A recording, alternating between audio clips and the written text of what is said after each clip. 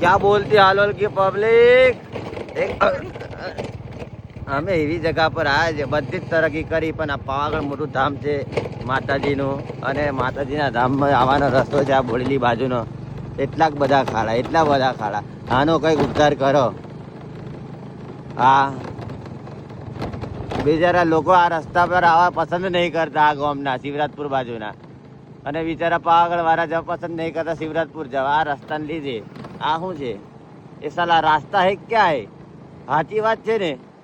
આ દેખો કેટલાક મોટા મોટા ખાડા. કારે બનાવવાનો છે રોડ? બનાવો કંઈક કરો. આ રોડનું તંત્ર સારું કરો તો મંત્ર વાગે. દેખો અમને બતાવો આ ખાડો એ દેખો ખાડે